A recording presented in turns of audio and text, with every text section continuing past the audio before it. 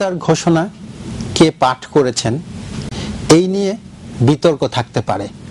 বিতর্ক নেই স্বাধীনতার ঘোষণা কে দিয়েছেন সেই বিষয় নিয়ে। আজকে বাংলাদেশের অত্যন্ত বরেণ্য আইনজীবী 1971-এর তরুণ আইনজীবী ব্যারিস্টার রফিকুল হক স্বাধীনতার ঘোষণা প্রসঙ্গে এভাবেই তার ভাবনার কথা জানালেন। তিনি বললেন, 25শে মার্চে আমি ঢাকায় ছিলাম, তখন দাও দাও করে আগুন জ্বলছে এই পুলিশ হইতে, আমার বারান্দা থেকে দেখা যায় পুরা। আর স্বাধীনতার ঘোষণা শুনলাম 25শে মার্চ না 26শে। আজও মনে আছে আমার ফ্রিজের ওপর এইটা নিয়ে, রেডিও নিয়ে, কিন্তু নাইদার জিয়ার ভয়েস নর অন্য কারোর ভয়েস না।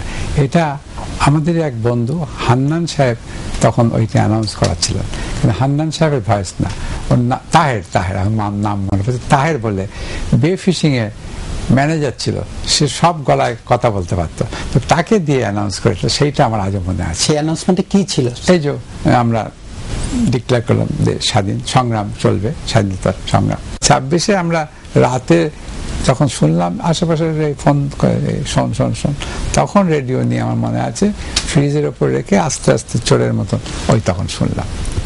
তো শুনে তো বোঝেন তো এক্সাইটমেন্ট, সেই বয়স তখন তো ন্যাচারালি এই। কিন্তু এই যে বঙ্গবন্ধুর গলা ব্রডকাস্ট করা হয়েছে এটা আমি শুনি নাই।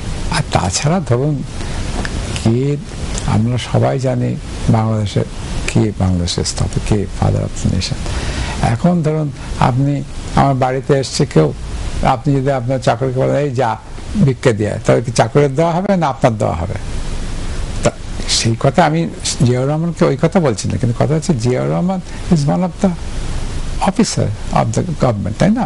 যদি স্বাধীন বাংলা হতে গিয়েছেন অফিসার অফ স্বাধীন বাংলা, তো তিনি এই যে তর্কাতর্কি করছে হিস্ট্রি নিয়ে, এটা তো উচিত না।